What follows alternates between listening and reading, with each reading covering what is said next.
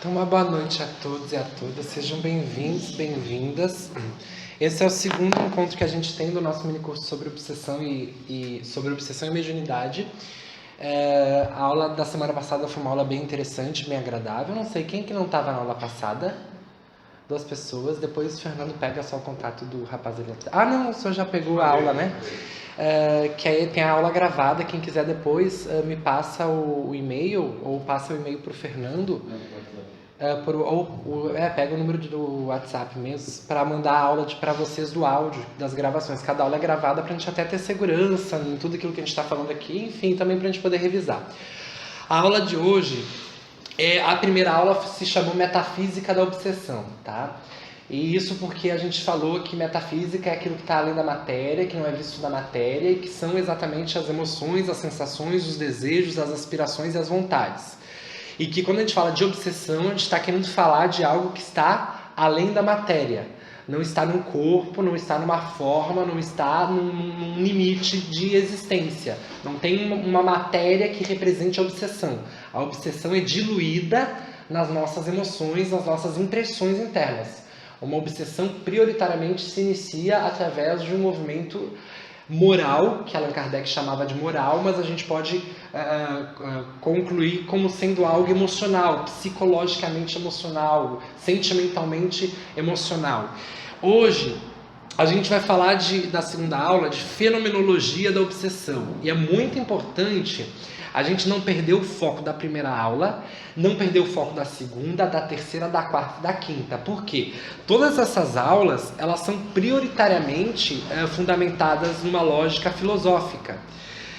Quem pega uma conversa no meio do caminho, ou quem não presta atenção desde o início, e prestar atenção não é ouvir tudo que tem a ouvir-se, ou decorar, ou se informar, ou abastecer-se. Não é abastecer, mas é sentir que aquilo que está sendo analisado dentro de si mesmo faz sentido e tem lógica.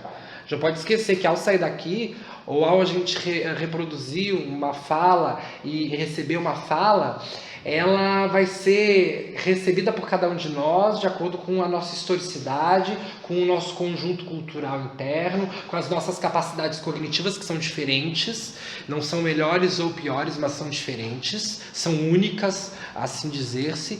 E aí a gente não pode entender que a gente vai sair cada um com a mesma coisa, a mesma formatação.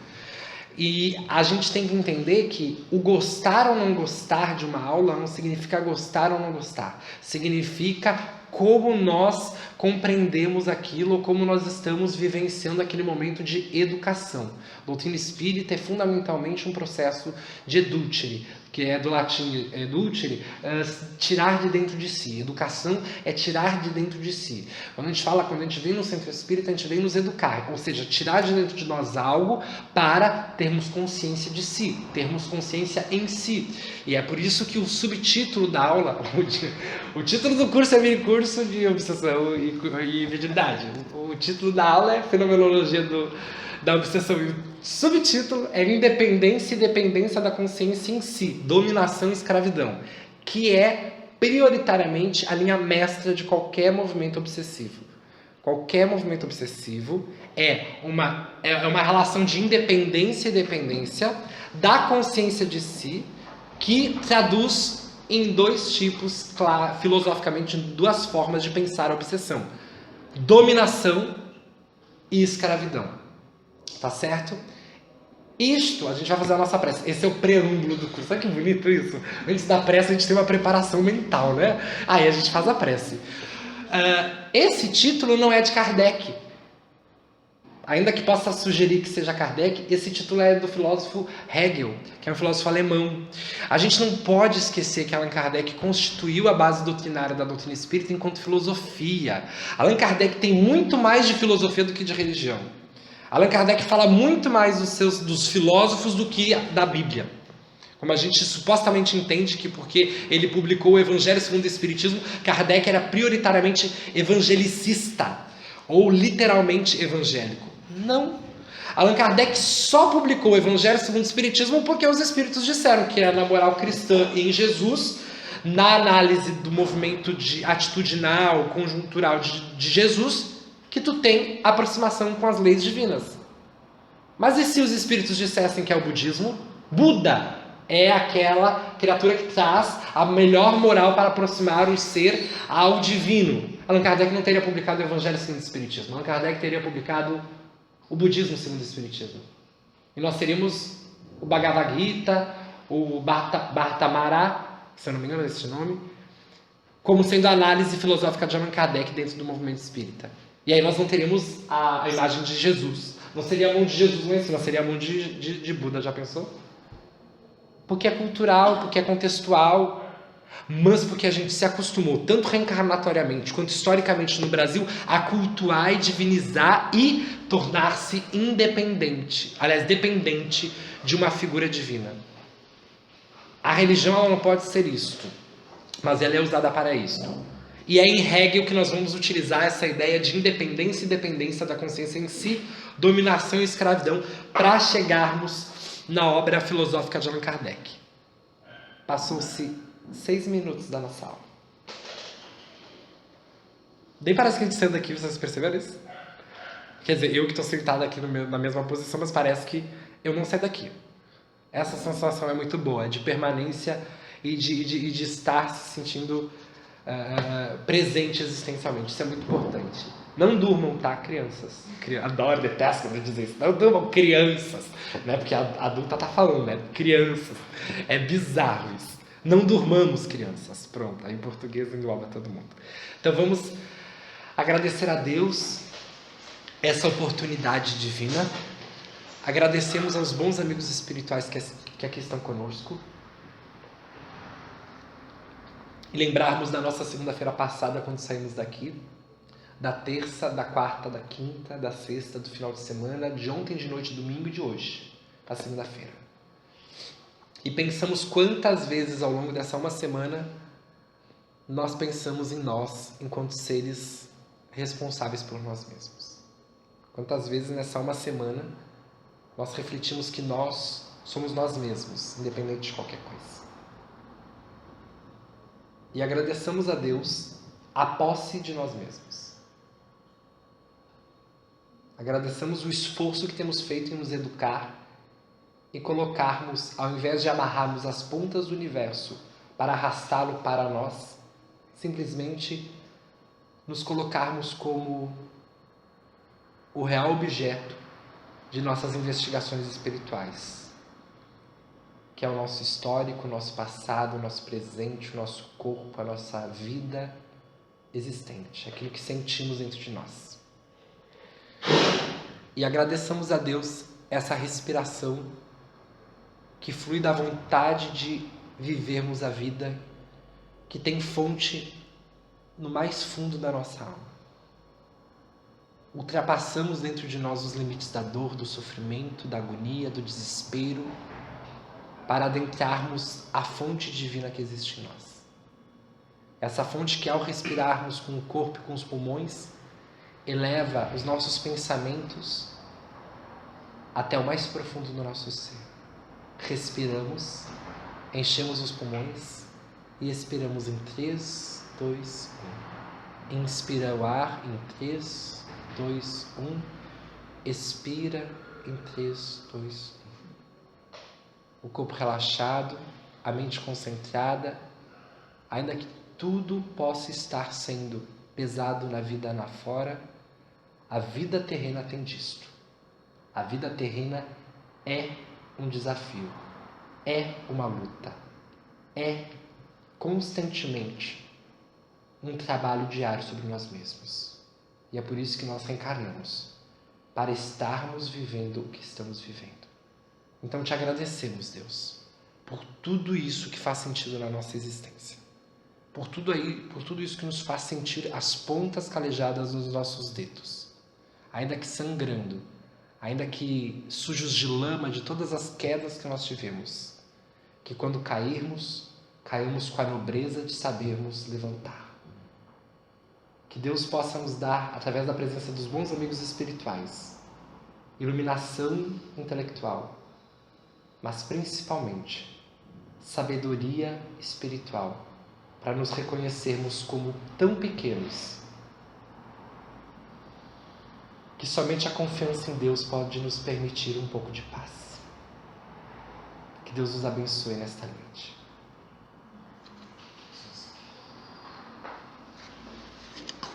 Não querendo fazer propaganda, mas hoje vocês vão escutar um conto que tem tudo a ver com o nosso curso, do meu livro que vai ser publicado semana que vem. Legal. Que legal. Não sei se vai ser tão legal depois de você. Gente, pra gente comprar. Não posso fazer esse tipo de propaganda. Mas eu trouxe aqui, quem quiser levar e pagar semana que vem. Não tô mentindo não, olha aqui, eu pensei nisso quando eu peguei. Vocês são as primeiras pessoas que estão olhando eles depois de vir da editora. O título que eu vou... O nome do livro se chama Contos Transantropológicos. Faz parte de um estudo meu, de uma tese que se chama Transantropologia. Antropologia é o estudo do ser humano, né? Transantropologia é o estudo do ser humano transgênero, que reencarna num gênero, mas não se considera naquele gênero, e talvez, isso aí tem que se fazer um estudo, uma pesquisa com os espíritos, uma análise filosófica bem profunda, e talvez a sua missão seja desenvolver-se espiritualmente dentro de um desafio de, né, fazer essa mudança de gênero, ou não, ou sim, quem vai colocar o dedo na certeza da vida. Mas o título desse conto chama-se A Maior Prisão Humana, que tem tudo a ver com isso que eu vou colocar. Eu quero que vocês prestem muita atenção. Ao mesmo tempo que a gente vai ler, vocês não vão encontrar a personagem aqui. Vocês vão se encontrar. A leitura tem que fazer isso. A gente acha que a gente está lendo o que o autor ou a autora quiseram expressar, mas na verdade a gente está lendo no livro as entrelinhas daquilo que a gente não consegue ler dentro de nós, sem o uso do livro. A maior prisão humana. Estão preparados? Quando vou sair do presídio central? Pensou Vanessa. Quando poderia recordar do mar e das ondas que, quando era pequena garota, a fazia correr na praia vazia próxima de sua casa? Saudades nos dias vividos eram mosquitos noturnos na quente e sufocante cela onde permaneceu os últimos 8 anos. Mas agora, Vanessa carregava uma certeza inoculada pela esperança de ser alguém na vida. Afinal, travestis, se dizia na sua cidade, possuía a faculdade de ferro e cela. Ao mesmo tempo que Vanessa se ressentia pela expulsão de tantos locais que gostava de frequentar, sentia-se aliviada por perceber que não estava morta e ainda existia em algum lugar. Esse era o destino das travestis em sua cidade, mortas ou presas. Mas naquela manhã, algo dentro de Vanessa intencionava sua mente a pensar quando seria a sua saída. Eram meses de espera até que o juiz a chamasse para alguma consideração mesmo que mínima, e cada saída da cela para o encontro com o advogado público era uma espécie de atestado de que estava perto sua libertação. Não mais prisão, não mais cela, não mais podridão. Vanessa comeu um pedaço de pão e tomou meia xícara de café em uma caneca comida pelo tempo. Seus pertences eram poucos, mas organizados e, na medida do possível, limpos. Lembrou de seu quarto na antiga casa de sua mãe, que hoje falecida, dizem que por desgosto de ver o único filho homem tornar-se, no termo pejorativo e popular, um traveco. Vanessa permitiu uma lágrima, ainda que discreta, pesada e densa. Pensara quando foi a última vez que relembrou sua infância. Sentou na cama novamente, vestiu um short curto e uma blusa com grande decote. Do tempo e fruto de seu trabalho de prostituta, chamada de língua de lampião, Vanessa havia reunido valor suficiente para seu silicone. Cabelos presos com elástico velho e unhas pintadas de uma suavidade rosa. Ainda que tenha exercido a profissão do sexo, língua de lampião possuía uma ingenuidade e inocência típicas do coração humanamente apaixonado. Vanessa olha para o lado e beija o rosto de Carlos, seu companheiro de cela e marido. Dentro da área específica do presídio central, destinada para gays, mulheres trans e mulheres travestis, vês que outro e o marido, quando preso, era dirigido para a mesma galeria de celas. Muito mais por diminuição de gastos públicos do que preocupação pela integridade e dignidade humana, já que qualquer morte interna ao presídio era de responsabilidade do Estado, ali se fazia permanente discurso de um clima de proteção, quando era somente inteligência estatal. Em outros tempos, pessoas trans e gays eram levadas a se prostituir por segurança ou realizar um tráfico interno, o que fomentava uma expressiva violência prisional. Mas agora, nas celas destinadas à população LGBT, quando presa, existe um mínimo de segurança dentro de um sistema de prisão humanamente falido. Carlos sorriu e pegou Vanessa pela cintura, trazendo-a para perto do seu colo. Estava ornado pelo perfume de um desodorante forte e volta e meia passava suas mãos entre as coxas de sua esposa, que no recinto prisional era respeitada por todas e todos. Carlos foi preso por triplo homicídio. Dizia ele que eram coisas de família, e realmente foram 3 mortes de primos que deviam pagamento, no dizer do preso, justo e necessário. Vanessa era mais alta que Carlos, mas nem por isso não existia uma harmonia de corpos e existências. É que quando 2 corações sofridos se encontram, a presença dos caminhos trilhados e uma essência de sofrer que une, muito mais por compaixão do que simplesmente paixão. É como se as dores quisessem se cuidar. Talvez, pensou Vanessa, isso fosse amor. Pensando em cuidar das dores de Carlos, suas dores desapareciam. Se fortalecia. Era uma Vanessa diferente. Carlos sentia o mesmo, mas era um rapaz de poucas palavras, entre dentes amarelos e tatuagens no rosto. Naquela mesma tarde, Vanessa recebeu a visita da assistente social. Seria liberada em 2 dias. O juiz havia deferido o pedido de liberação. Vanessa sorriu extasiada. Era realmente o momento de recomeçar a vida e sempre se sentiu presa no ser de um corpo e uma identidade falsas. Desde pequena, reconhecida por um nome masculino, às vezes ela mesma esquecia do nome passado. Percebida por uma masculinidade que jamais fora sua essência de ser, sofreu uma espécie de prisão. Vanessa refletiu naqueles segundos, ao receber a notícia, como sentiu essa liberdade. Antes existencial, quando deliberou construir sua existência de mulher, agora uma liberdade prisional.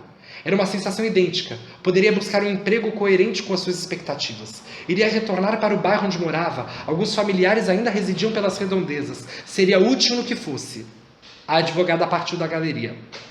Vanessa, frente às grades, olha para o fundo do corredor onde se dividiam as portas das várias celas. Algumas outras garotas a olhavam com alegria, inveja e esperança de também receberem o mesmo destino. Entretanto, algumas jamais sairiam daquele local. Sabiam que possuíam dívidas com pessoas lá fora e que, enquanto ali permanecessem presas, estariam livres para viver. Lá fora, livres, estariam presas para morrer. O tempo se fecha. Vanessa olha pela pequena janela do corredor, bloqueada por grossas barras de ferro. Um vento frio e gélido perpassa o ar que separa o corpo de Vanessa e a luz vinda de um tímido dia que finda em chuva. Trovões sutis anunciando uma véspera e exaustiva água que nos últimos dias não cansava de se fazer presente. Vanessa fitava com melancolia ao olhar para a entrada de sua cela. Carlos estava parado. Fitava-a com olhos de solidão.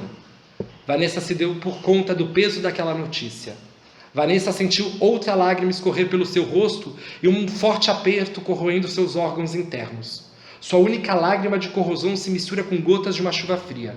Era o quente da emoção e o frio temor de uma água torrencial. Era como se toda a vida a pressionasse. Deveria escolher, e sempre teve que escolher. E a dúvida em sua mente era uma das piores dívidas consigo mesmo. Quando pequena teve que escolher entre ser quem era ou viver quem a família dela afirmava quem era ela. Jovem ainda, escolher entre trabalhar na prostituição ou ser violentada por seu padrasto que geria a casa e constantemente abusava de seu corpo, que naqueles momentos não se fazia seu.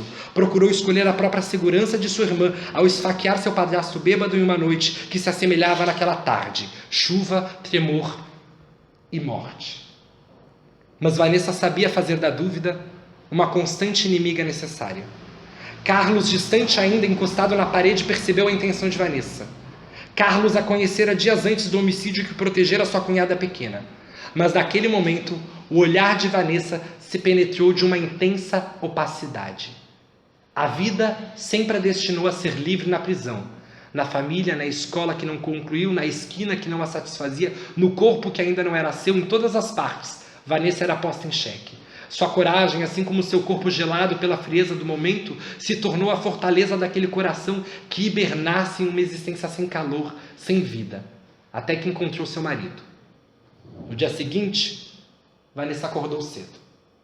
Existia um silêncio tumular no corpo de língua de lampião. Carlos era observado pelo opaco olhar da esposa. Um vazio no ser de Vanessa. Uma força de inexistência.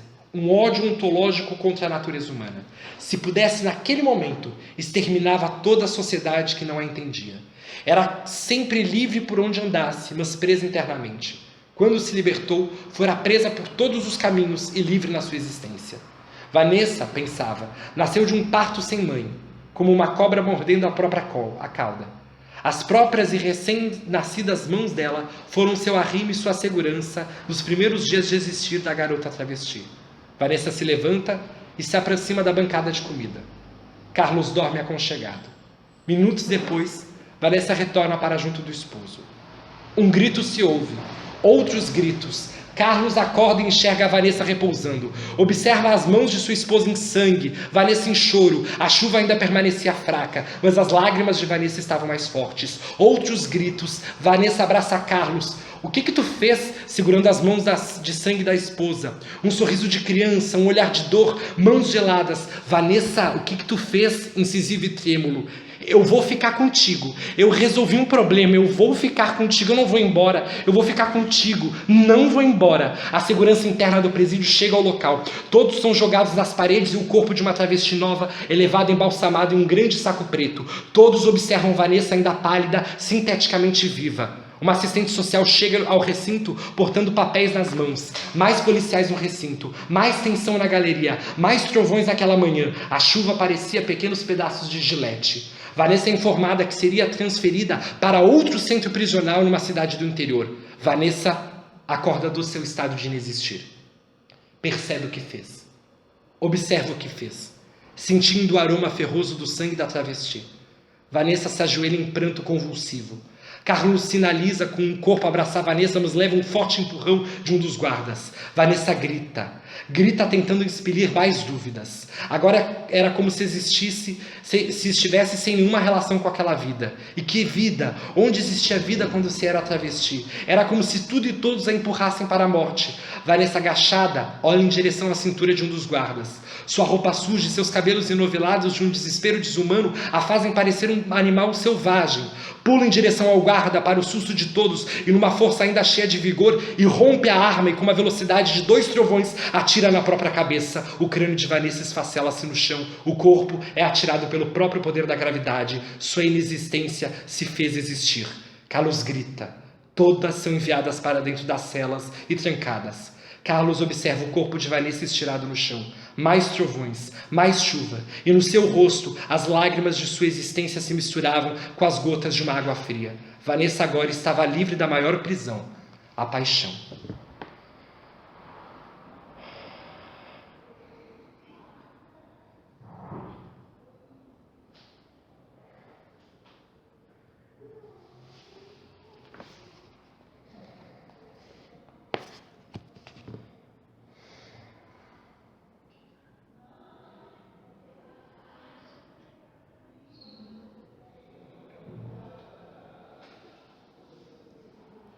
Isso é algo muito interessante.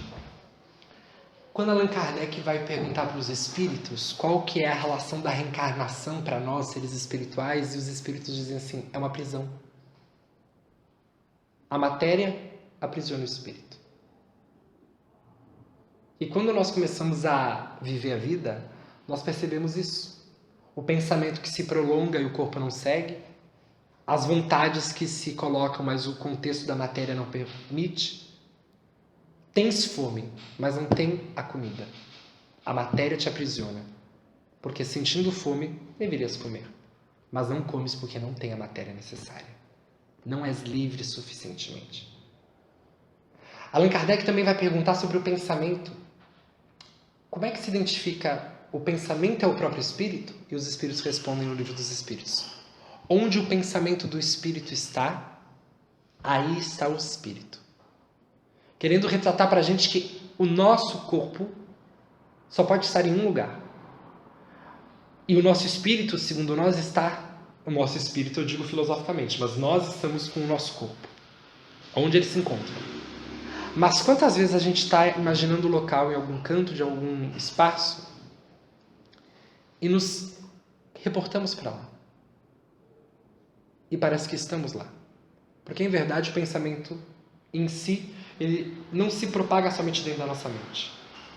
Aí a gente vai para um outro momento em que Allan Kardec vai questionar os espíritos como é que são a propagação do pensamento. Os espíritos dizem, através do fluido cósmico universal é que o pensamento se propaga numa velocidade superior, vai confirmar André Luiz na obra Mecanismos da Mediunidade, muito superior à velocidade da luz. Mas tudo isso é o equipamento que nós somos e temos. Mas a grande pergunta é a pergunta-chave que Allan Kardec vai fazer para os espíritos. O que é exatamente a paixão? E os espíritos vão dizer, é uma força de vontade que o espírito pode destinar para tudo aquilo que ele quiser. É o grande carro-chefe.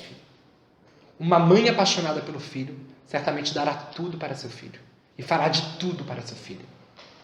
Um ser humano apaixonado pela sua profissão fará tudo pela sua profissão e terá tudo que poderá ter pela sua profissão. E assim você vai colocando e vendo que quando alguém tem, a nível de experiência espiritual, uma paixão por algo, esse algo se constrói. E eis o nosso grande engano enquanto obsessão. A obsessão não começa jamais com o outro. Ela inicia dentro de nós. Quando o Kant vai falar sobre, no livro que ele tem vários livros, Emmanuel Kant, e um deles, A Crítica da Razão Pura, vai falar que o conhecimento, aquilo que a gente sabe, os conceitos que a gente sabe e a relação deles, sempre se dá através do eu em relação ao objeto. E o objeto está em fora. O conhecimento é a minha relação com ele. Quando eu estou com esse objeto, eu produzo pelo conhecimento. Isso tornou-se um princípio filosófico de sempre o ser, existir e ter um objeto de fora. Hegel vai dizer o contrário. Ele vai dizer esse termo aqui, consciência em si. Não existe, o ser não é o conhecimento que ele sabe. Olha que interessante. Você saber muito não significa quem você é. Você abrir a boca e dizer informações, conceitos, análises, você dar conselhos para alguém porque você passou pela situação 10 milhões de vezes, este conhecimento não é você. São conceitos. São frases. Se escritas no papel, são livros. E aí o Hegel vai falar da consciência em si, e ele vai dar um exemplo nesse livro aqui. Adivinha o nome do livro, o mais famoso livro do Hegel, alguém sabe? Se chama Fenomenologia do Espírito. Não é um acaso, sabe aquelas coisas que a gente gosta? Mística. Ai, o Hegel estava sabendo, o Hegel escreveu o Espiritismo. Não, o Hegel escreveu filosofia, ao prazer de Hegel, e a palavra espírito aqui tem um sentido para Hegel, né? Para entender tem que ler esse livro. Mas o que nós temos que saber é que quando ele fala em consciência em si, ele faz uma divisão de dois tipos de relação. O senhor e o escravo. E nessa relação do senhor e do escravo, ele vai dizer que toda a consciência tem esses dois grandes, não é polo, mas essas duas vertentes da consciência. A consciência que relaciona a vida como um todo e a consciência que relaciona nós com nós mesmos. Quem que é o senhor e quem que é o escravo? O Hegel vai dizer que a nossa relação com a vida é o senhor. É quem rege tudo dentro de nós. Isso não é psicologia, tá, gente? É sentido de visão de vida. É como nós fazemos a leitura da vida. Isso não tem a ver prioritariamente com uma forma psicológica, mas sim com uma forma filosófica de pensar a vida. Quando tu diz que tu tens que amar a tua mãe, porque ela é tua mãe, isso não é uma forma psicológica, ainda que tenha princípios psicológicos.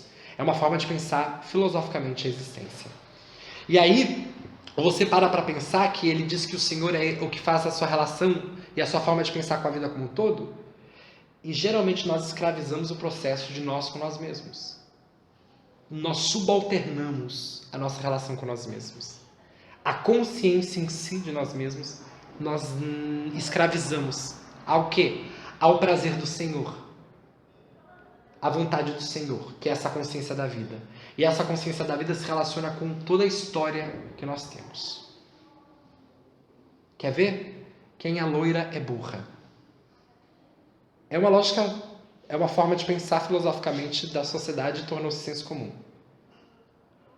Mas o mais engraçado é que pessoas loiras começaram a introjetar isso de uma maneira a pensar-se assim. Se dizem que loiras são burras, logo eu sou loira, eu sou burra. E você começa a perceber que pessoas idosas também passam por isso. Pessoas idosas não fazem sexo, é o senso comum.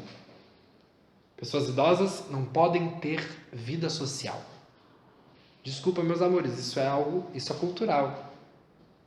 Isso é cultural. Você vai ver século XVII, XVIII, XIX, XX, até hoje a gente tem problemática com isso.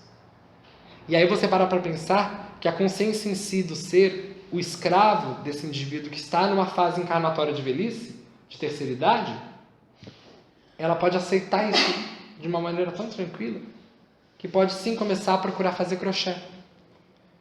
A aceitar isso. A depender da opinião desse senhor que se relaciona com a vida e não com a vontade própria desse indivíduo. A pergunta, gordos, pessoas que têm o corpo em uma estrutura que diz ser fora do padrão saudável. Nesse sentido, o fora do padrão saudável é muito discutido. Muito discutido, porque inclusive a ciência que diz o que é saudável ou não, ela também é construída por nós. Ela não é dada de vida, ela não é dada divina. Ela também erra, ela também tem problemáticas. Ou vocês acham que os médicos que passou agora no Fantástico, que davam dando colírios que não precisavam para pessoas com glaucoma, isso é somente antiética? Isso tem a ver também com conhecimento científico. Eles achavam que não ia dar problema. Quantas vezes vocês estudam química e bioquímica para tomarem os remédios que vocês tomam? A gente não faz isso. Que a gente confia em uma pessoa que a gente sequer sabe o que fez na vida. Mas porque a gente chama de médico, o simples fato de chamar de médico nos dá uma segurança, que é a segurança da dependência. Por isso que nós chegamos e não perguntamos nunca. E se perguntamos, é o perguntar frágil do escravo frente ao Senhor, do ignorante frente ao conhecimento superior. Isso em todas as partes da vida. Mas peguemos agora uma parte que nos dói, nossa relação prioritariamente com as mães. Eu falei semana passada da relação de Jesus com sua mãe, lembra? Que ele não deixou a consciência em si tornar-se escravo do Senhor em si, em relação à vida. A sociedade diria, é um filho bastardo deixar a mãe chorar ao invés de descer e ajudar sua mãe, tranquilizá-la e parar com essa palhaçada no senso mais crítico. E aí eu pergunto, quantos de nós ainda já com uma idade avançada, em relação aos seus filhos que são pequenos, quando estão com seus filhos são os senhores de si, quando estão com suas mães são as escravas de si. Por quê? Por processos de dependência espiritual. Agora saímos de Hegel e vamos para Allan Kardec. Allan Kardec tem um livro, que na verdade não é de Allan Kardec, mas ele reuniu-se nesse livro tudo quanto Allan Kardec escreveu para além do capítulo 23 do Livro dos Médiuns sobre obsessão. O nome do livro, adivinha? A Obsessão. É uma piada, tá, gente? Esse livro, ele foi autorizado pelo próprio Allan Kardec Espírito a ser publicado e organizado quando ele deu uma psicografia em 1890, uma coisa assim, na Federação Espírita Brasileira. E esse livro é muito bom, gente. Se você ler todo ele, você acaba tendo conhecimento informativo e conceitual sobre obsessão, que não é o objetivo do curso, a gente se formar letrados em obsessão, né? Se a gente chegar no trabalho, gente, eu fiz um curso, um mini curso de obsessão e mediunidade, agora isso aqui vai estar uma limpeza. Né? Bota água fluida atrás da... Olha, imagina, eu já vi isso, gente. Já vi isso. O que está fazendo? Que água é essa aqui? É da Umbanda? Não, é do Centro Espírita. Do Centro Espírita é água fluida, vou deixar atrás das portas. Mas te disseram isso no Centro Espírita? Não, mas é bom precaver. Sabe, como é que a pessoa... A única coisa que vai acontecer é as baratas tomar água fluida, sabe? Aí você começa a perceber que a palavra principal em relação à obsessão e desobsessão a nível psicológico, aí sim entra a psicologia, a nível filosófico, é independência e dependência. A nível psicológico, prioritariamente, segurança emocional. Por isso que a maior quantidade de indivíduos que entram em processos obsessivos são os indivíduos que são emocionalmente inseguros. Quem são esses? Não, tá, calma, vamos colocar a gente todo mundo na cruz, tá, gente? Jovens, pré-adolescentes. Por quê? Vocês sabem da sexualidade de vocês, nós sabemos. Eu vou me colocar no meio, tá, gente? Ainda que eu esteja próxima da fase juvenil, assim, pré-adolescência. Mentira que eu já tô sentindo dor, gente. Não posso ficar parada muito tempo numa postura que dá umas dor aqui nos joelhos, umas dor aqui, sério. A gente fala.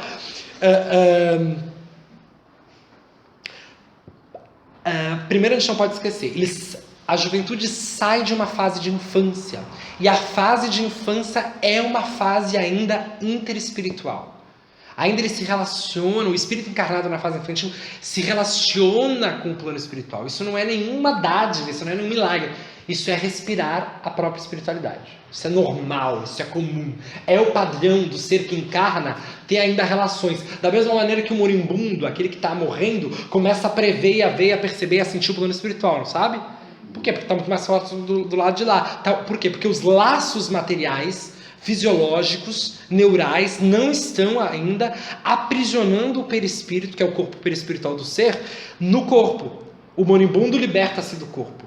A criança está inserindo-se no corpo, mas é na adolescência, ainda na pré-adolescência. Isso também é muito relativo, porque hoje em dia a pré-adolescência é um termo... A gente não pode esquecer que as categorias humanas de bebê, criança, pré-adolescente, jovem, jovem adulto, adulto, maduro e terceira idade, isso é uma classificação nossa. Nós criamos isso. É a ciência que cria isso. Vocês lembram como é que era? Vou colocar, quer ver um resultado ótimo isso? Vocês lembram como é que era vocês vestidos com 10 anos de idade, 15 anos de idade? 15 anos de idade, lembra? Como é que é os 15 anos agora? E não é assim. Sem roupa, não estou falando disso, estou falando de liberdade. De expressão de si. De ser em si. Isso tem um fato histórico que é, obviamente, o indivíduo, a autonomia social, uma série de coisas, mas tem mais do que isso. Os indivíduos estão tornando-se mais cedo responsáveis por si. Estão criando uma autonomia mais cedo. Muito mais cedo. Tinha uma época que a criança nascia, lembra? E era estocada num quarto escuro. 40 dias, né? Era 40 dias? Assim, quarentena, né? Hoje a criança sai do hospital, a depender... É uma burra em voltinha ali assim, tá no carro, entrar lá e tá com 2 dias no hospital, etc, pra dar uma cuidado e tal, mas deu, pronto, vai pra casa. A gente está tornando a existência na Terra de uma maneira muito mais responsável, muito mais saudável. O que isso tem a nos dizer em relação à juventude? Não é só isso. Nós, ainda que a doutrina espírita seja uma filosofia que deveria nos ajudar a lidar com as vidas passadas, que somos nós mesmos, tá? Não tem como é que diz assim, ai, nossa, minha vida passada. Meu amor, tua vida passada está dentro de ti e chama isso que tu está sentindo no peito. Sabe o empurrão que tu levou e ganhou uma cicatriz? Onde é que vocês têm cicatriz no corpo agora? Vocês sabem? Onde é que tem uma machucadinha, alguma coisa aí? Sabe? Essa cicatriz, ela é o momento ou ela é a marca? É o registro, é o registro. O momento dessa marca existe agora? Não, ele já foi. Mas já foi, não é que existe um espaço lá atrás que ele está lá. Não existe um espaço do passado. Não existe um passado. Existem as marcas e os registros do nosso corpo. E as marcas e os registros do nosso passado espiritual estão exatamente aonde nós não estamos querendo sentir, que são as nossas emoções. O peso emocional de agora é tudo aquilo que a gente não soube carregar em outras existências. Ai, Atena, eu não vim receber tapa nos dedos, mas eu estou dando tapa nos dedos em mim também. Isso é maravilhoso saber. Pegamos o seguinte. Aí o adolescente, nós nos acostumamos com essas dores do nosso jeito, sabe? Aí a gente diz assim, é só esperar o quê? As melancias se ajeitarem na carroça, né? Não, meu amor. Tira as melancias da carroça, ajeita a carroça. Quantas melancias? Bota uma por uma e tu não vai ter problema. Não acha que o acaso vai fazer as melancias. Alguém já comeu melancia que foi movimentada durante quilômetros? O quanto machuca as melancias? O quanto machuca as nossas emoções? O quanto nos machuca não pegar e ver o que realmente nós estamos sentindo frente a uma necessidade espiritual. E necessidade espiritual significa o que você ama, o que você gosta, o que você deseja, o que você aspira. Ai, Atena, isso é tão estranho. É, porque nós não estamos acostumados a ser independentes espirituais. Jesus não é o guia? Então ele vai dizer novamente, cada um segundo as suas obras. É as suas obras. Obrar é trabalhar. Trabalhar é dar em si, construir em si, colocar em si, fazer em si o que nós temos feito daquilo que nós já fizemos no passado em nós, que é isso que nós carregamos dentro do peito, ou dentro do corpo, ou dentro do órgão sexual, ou dentro da nossa insensatez, ou dentro das nossas vaidades, das nossas humilhações. O que nós fazemos com tudo isso?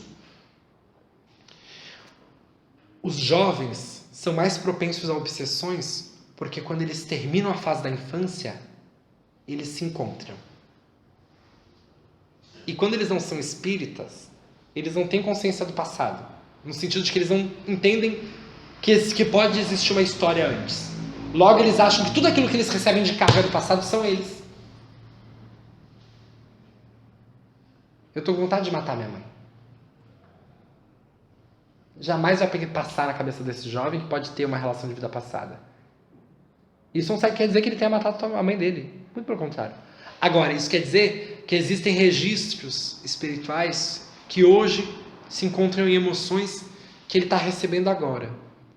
O jovem, ele tem que ser entendido como um ser existente no meio de um turbilhão de emoção. E somente um adulto que já passou por isso e controlou o próprio turbilhão de emoção sabe olhar com um olhar de paciência. Mas não é a paciência nervosa. Que olha, valei-me, que esse menino não vai dar jeito não, Tô louco, sabe aquela paciência? Tô louca pra terminar essa fase. Mas que é isso? Tá louca pra terminar a fase dele quando nem a tua terminou e olha quantos anos você tem.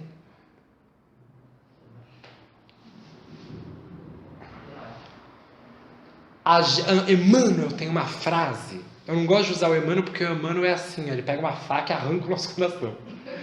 O Emmanuel não tem, a fala dele é muito incisiva, às vezes é muito violenta, agressiva até.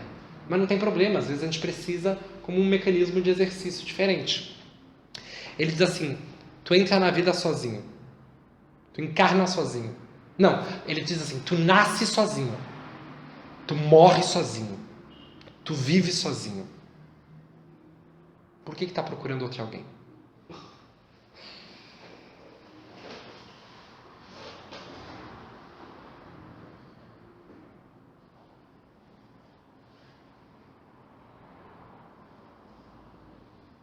Eu sei, a Dulce deve estar maravilhada nesse momento da aula. A Dulce deve estar assim, não sei, não, esse mano aí. A minha facilitadora da mediúnica disse que eu posso duvidar dos espíritos que eles dizem. A gente sempre tem que duvidar, com certeza. Gente. Os filhos dela ainda não entraram na adolescência. Qual? Por que a gente está falando de... Por que o título é Fenomenologia da Obsessão? Fenomenologia é uma área filosófica que faz o quê? Estuda o ser nele mesmo. Fenomenologia, num modo mais sucinto, é o ser pensando ele mesmo. Não é ninguém pensando ninguém. É o ser por si só pensando a si só. Mas tem que pensar. Vocês já pegaram? O melhor exercício, isso tem tudo a ver com a nossa construção de aula sobre obsessão e mediunidade. Já pegaram fotos de vocês há 1 ano atrás? 2 anos atrás? 5 anos atrás? 10 anos atrás? E pergunta, quantas dessas transformações vocês conscientemente influenciaram? Quantas dessas mudanças na existência de vocês, a começar com o corpo, vocês voluntariamente escolheram? Por que isso tem muito a ver com obsessão? Por que nós estamos falando disso agora, nesse momento? Primeiro, porque o processo obsessivo, a gente, por muito tempo, utilizou o termo kantiano de que o obsessor só é obsidiado, só é obsidiado porque existe obsessor. E o obsessor sempre está onde? Fora. O ser e o objeto de estudo, né? O obsidiado só existe porque o obsessor está em volta. Allan Kardec vai dizer que não. Allan Kardec vai dizer que o obsessor só encontra-se em relação com o obsidiado porque o obsidiado existe. Hegel pode nos afirmar que a relação do obsidiado é uma relação prioritariamente de escravidão interna. É como se a obsessão fosse um obsessor chegar numa cela e já existe um ser preso. O obsessor não aprisiona ninguém. O obsessor só chega no local onde já existe o ser aprisionado. O obsessor chega com uma luz e mostra pra gente as grades. E a gente diz, essas grades existem porque ele está aqui. Ele está me mostrando essas grades. E quando este ser sai, o obsessor sai, a luz sai, e nós ficamos no nosso canto de grades escuras, somente apalpando aquilo e dizendo, essa é a minha existência, eu existo somente aqui. Agora para pensar, vem cá, vamos falar um segredinho aqui. A gente é 7 bilhões de seres encarnados na Terra. A Sueli Caldas Schubert diz assim, no iniciozinho do livro Obsessão e Desobsessão. O problema da obsessão é cada vez mais grave, generalizando-se numa verdadeira epidemia que assola as multidões engalfinhadas em lutas tiranizantes. Só que ela foi bem poética, né? Mas, na verdade, ela está muito mais do que exata. Porque não existe guerra de obsessão como aquelas guerras épicas e mitológicas. Existem guerras de obsessões nas emoções de si mesmos. Existem indivíduos que pegam as barras de ferro e cravam em si e dizem que elas mesmas são o problema. Tem gente que se funde nas barras de ferro e torna-se a própria cadeia, pensando que jamais vai se libertar. Lembra, quando a gente fala que no plano espiritual existem áreas de estudo em que os espíritos se reúnem para dialogar e os espíritos vão muitas vezes? E que o silêncio no plano espiritual dessas áreas de estudo ele é enorme. Por quê? Porque ninguém precisa conversar com ninguém. Cada um precisa dialogar consigo mesmo. E isso é muito triste porque a gente não aprendeu a dialogar consigo mesmo. Eu vou dar 3 minutos para vocês dialogarem com vocês mesmos agora, em silêncio. O exercício é simples. É conversar consigo mesmo. É pensar a si mesmo. É se questionar como se você estivesse frente a você e perguntasse como é que você está. E deixar as perguntas virem de si mesmo para si mesmo. 3 minutos.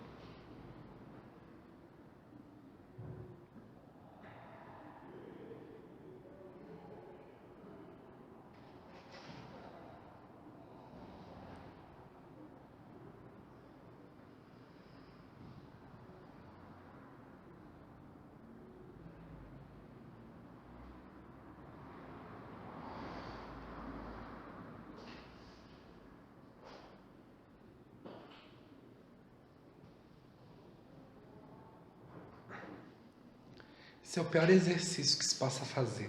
Porque ou a gente acha que a gente está gastando tempo, ou a gente está dormindo. Quando a gente faz isso. E na verdade, se a gente está dormindo, ou se a gente acha que está gastando tempo, é porque a gente ainda não chegou a entrar em contato. Ainda não é, parece uma coisa meio estranha, entrar em contato consigo mesmo, como se, não, mas é ter consciência de si. É ter consciência de si. A obsessão se dá para aqueles espíritos, aqueles médiuns que são melhores enganados, não é? Quem são os médiuns que são melhor facilmente enganados? Quem? Quando é que tu é enganado? Não tem conhecimento. Sem consciência? Sem conhecimento. Acho que não sei se Perfeito. Eu ia começar de uma outra análise, mas ele já foi direto no... Como é que é teu nome mesmo? Zé Luiz. Zé Luiz não veio aula passada, mas fez o tema de casa. Me pediu no meio da semana o vídeo, passei para ele assistir a aula. Vocês devem ter assistido, já veio respondendo. O senhor não é militar, né? Militar? É. Não. Policial? Não. Já deu tiro ao alvo? Fui Fuzileiro? formação de oficial, mas já deu tempo. Que ele veio assim, ó, pá! Direto. Só é enganado aquele que sabe pouco sobre aquilo que deve ser o alvo do engano. Uma obsessão só acontece em relação a nós, porque nós nos conhecemos suficientemente poucos, ou talvez nos conheçamos muito. Mas essa consciência de si é tão pouca, tão vaga.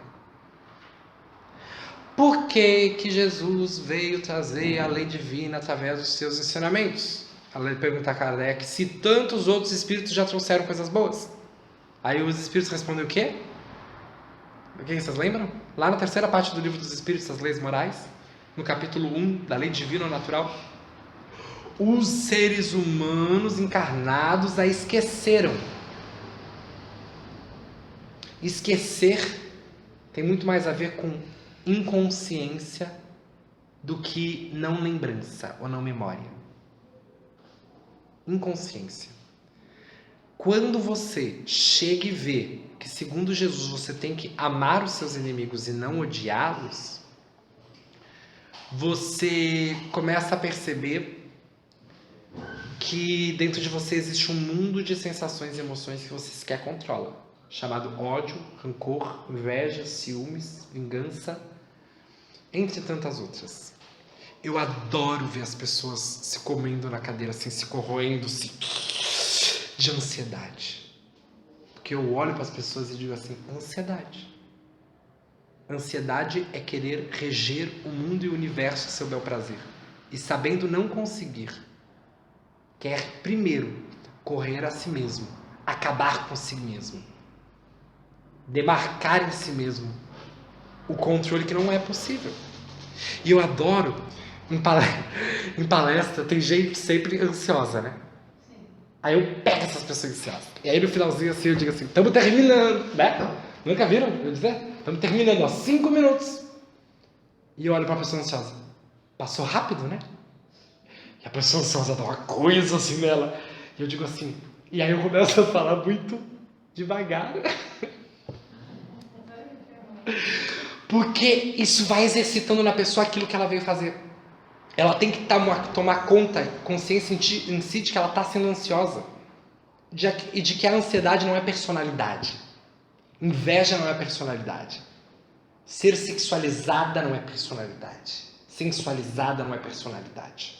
Ser raivosa, iracunda, preguiçosa não é personalidade.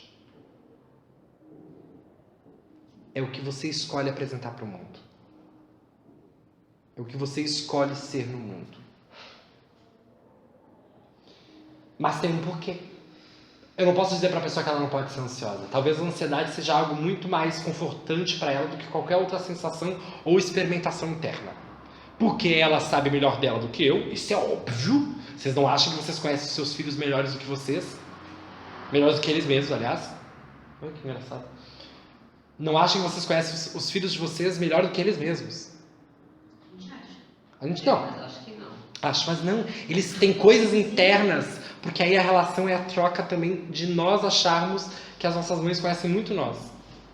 E nós gostamos de saber disso. Porque dá uma sensação de dependência, e dependência cria segurança. E aí sabe o que acontece? A gente não aprendeu isso. E aí a gente aprende segurança emocional como? Com as lambadas, com as coisas que a gente vai levando na vida. Primeiro emprego, o quanto a gente sofre no primeiro emprego. Escola, o quanto a gente sofre na escola. E a gente fica pensando, só eu estou sofrendo isso nesse momento. Por que eu preciso disso? Na verdade, não é que precisa. Se tivesse se fortalecido antes e aprendido segurança emocional, não teria sofrido tanto isso. E aí, Atena, eu não entendi essa aula. Por que a gente está falando de tudo isso? Porque hoje o exercício começa aí. Eu disse no início do curso da semana passada. O que eu disse no curso da semana passada, no início? Quem não quiser ser desafiado pode ir embora. Quem acha que isso aqui é curso de decoreba histórica e conceitual, não faz sentido a gente provocar um processo educativo. Não faz sentido eu gastar o meu tempo de sábado, de segunda de noite com isso. Eu venho aqui preparada para me mudar, para me modificar. Mas não é para melhor.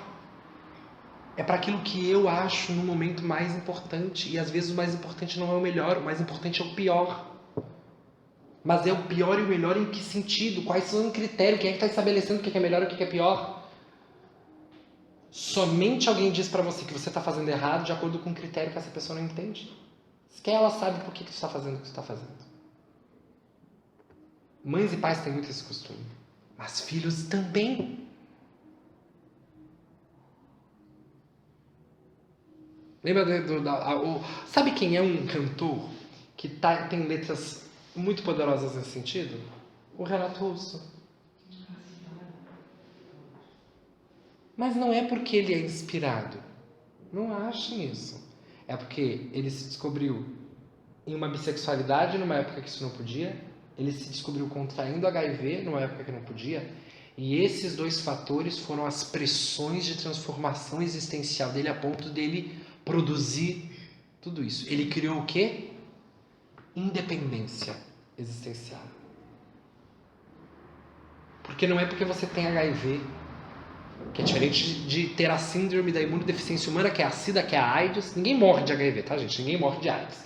Morre de uma tuberculose, de uma pneumonia, de uma gripe, porque a tua imunidade está baixa, porque tu não cuidou, porque tuas células de defesa foram mortas pelo HIV. O HIV diminui as células de defesa, vem a SIDA, que é a imunodeficiência humana, que é a AIDS, e aí vem uma gripinha e o corpo morre de outra coisa, menos de AIDS. E aí, mas a gente está tão impregnado na nossa cultura, a capa da Veja com o Cazuza lá, quase morto, aquela coisa horrível, horrorosa. E aí a gente começa a perceber que a gente faz julgamento de todos e todos. Meu pai faz o julgamento da Amy Winehouse porque morreu bêbada. Meu pai faz o julgamento da Elis Regina porque ela morreu cocainada, segundo dizem.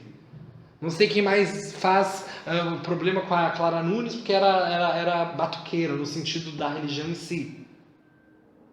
E aí eu olho para o meu pai e digo, pai, você está muito bem de existência, né? Você sabe muito bem onde começa o Senhor e termina o Senhor. Você sabe controlar todas as suas emoções, né? Você não tem um vício que te faz envergonhar e olhar para baixo, né, pai? E eu digo. Digo porque quando eu digo, eu não tenho medo sequer de ouvir. Não é medo do embate ou da coragem. É medo de saber tudo que existe em mim e de não ter medo de saber que o outro reconhece também em mim o problema. Quando alguém diz assim, Atena, tu é tão assim? Tu é tão assim? Eu digo, sim, eu sei. E aí? Qual a importância disso? A gente parece que parte de uma parte individualizadora. Estamos 2 minutos adiantados no horário. Eu tenho que terminar. A gente parece que vai para uma parte individualizadora, mas é isso. No último dia de curso, a gente vai se sentir um pouco mais de si, pertencentes a si. Eu olho tantas relações humanas de encarnados, saúde, que são eternas dependências. Aí eu pergunto para vocês, essas famílias vão desencarnar como? Não precisa entrar na droga, não precisa ser traficante, meu amor, não precisa ser prostituta, não precisa ser político corrupto, não precisa ter nenhum problema formal ou informal, às vezes só precisa ser uma família. Só precisa ficar como urubus existenciais, tentando cada um sugar a vida do outro, quando vê, desencara coletivamente, ou desencara em partes, e retorna tudo para a mesma família de novo. O Nietzsche tem uma velha frase, uma bela frase para a gente encerrar, que é assim, ó, é o eterno retorno do mesmo.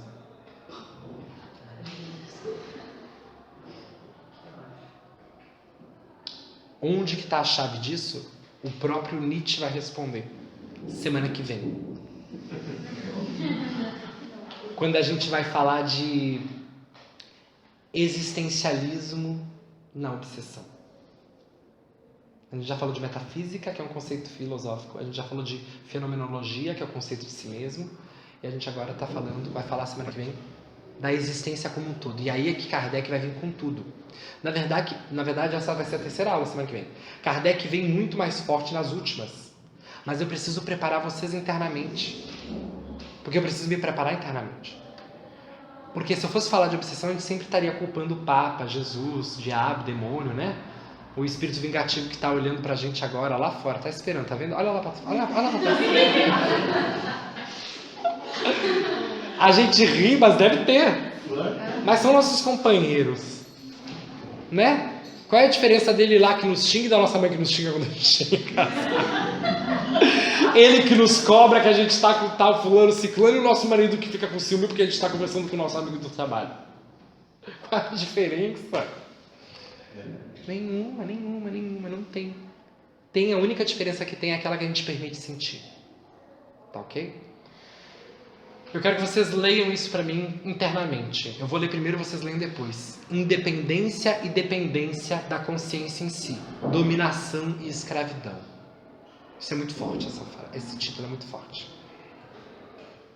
Tá bom? Abracem-se com o colega de lado, por favor. Deem um chamego.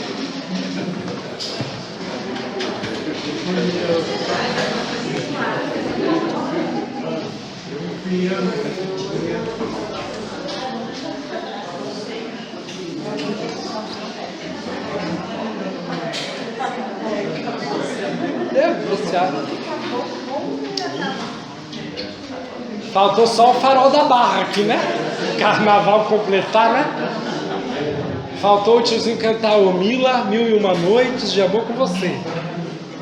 Vamos sentar, gente, é um pouco, tá, amor? Eu tenho que repensar isso do abraço. A gente vai começar a falar sobre o abraço fluídico. Vamos sentar então? Gente, a gente vai fazer a nossa prece, mas hoje a nossa prece vai ser diferente, tá bom? Ótimo. Depois, quem quiser levar um livro, pagar em outro momento, quem quiser só dar uma olhadinha, quem não quiser, fica à vontade, tá? Aqui não vai fugir, tá bom? Não se estressem com isso em relação a isso. Se estressem, vamos esquecer, o pessoal tá descendo ali.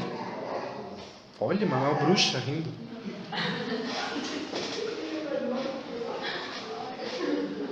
Quer dizer, vou refazer minha fala. Segundo as histórias populares da minha mente, parece se assemelha. Oi, Renatinho, tudo bom? Olha ali, ó. E tem... Ó, eu não vou falar mal de ti, não, senão depois eu apanho. Eu tava lá em cima quase um conto de fadas, né? Desceu a bruxa, agora um anãozinho. Olha lá, ó.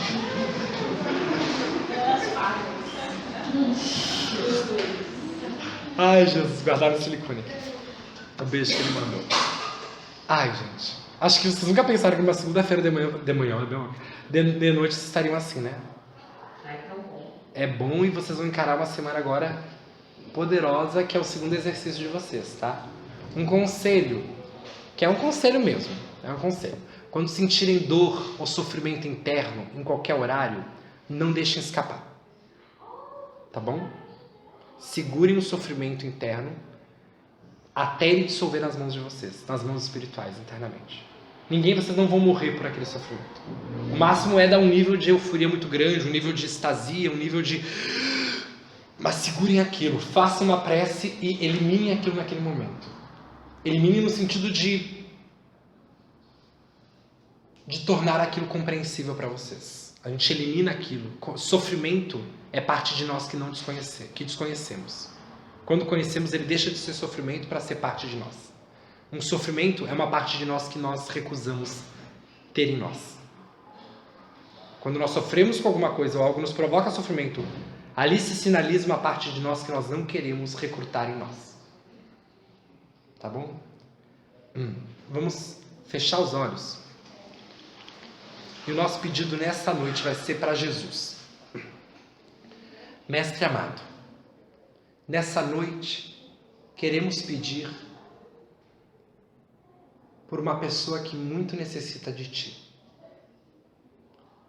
Dentre tantos doentes, que são aqueles que estão cansados de viver, existe um Jesus, que fazia tempo que nós não lembrávamos em uma noite como essa. E é pensando na Tua imagem, no Teu rosto, na Tua seriedade espiritual, nos Teus abraços abertos, que queremos Te enviar, Jesus, para este indivíduo que hoje, nesta noite, precisa tanto de Ti. Não existe nessa terra e talvez nesta área de espaço sideral espiritual um ser que tenha tanta força como o Senhor, pela trilha que o Senhor já trilhou na sua humanidade espiritual, nas suas encarnações também de um passado muito longínquo. O Senhor é mestre porque o Senhor sabe sentir a si mesmo. E é por isso que nessa noite, Jesus, nós rogamos ajoelhados para aquele indivíduo que necessita muito do Teu amor.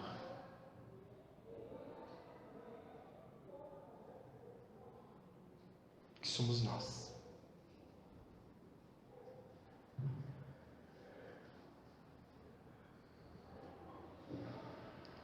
Ajuda durante esse curso, mestre, a cada um seguir a sua trilha interna e chegar até a fonte luminosa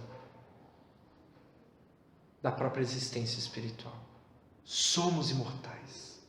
Esta não é a única vida. Nós sentimos a presença de outros seres como nós, pensantes, sentientes, estando do nosso lado nos amparando. Nós temos uma missão e esta missão é saber quem somos. E é por isso, Jesus, que Tu, sabendo que Tu és o Filho do Altíssimo, como todos nós, ensina a cada um de nós a subir os degraus da vida. Dessa vida laboriosa, dessa vida excitante, dessa vida que é uma descoberta para todos nós, independente da idade do corpo físico, a idade espiritual não existe. Que nessa noite nosso pensamento chegue e diga: Jesus, nos dá um abraço. Por favor. Eu te imploro, Jesus. Me dá um abraço que nenhum outro ser nesse planeta consegue dar. E a gente sente o abraço. E do nosso peito há uma constelação de forças espirituais se movendo. É o reino de Deus sendo anunciado em nós. O nosso processo de educação existente.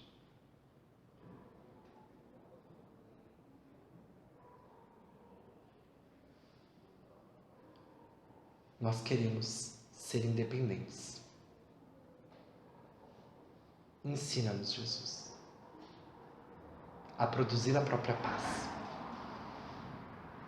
a produzir a própria força, a produzir a própria humildade, a produzir a sinceridade, a honestidade, mas auxilia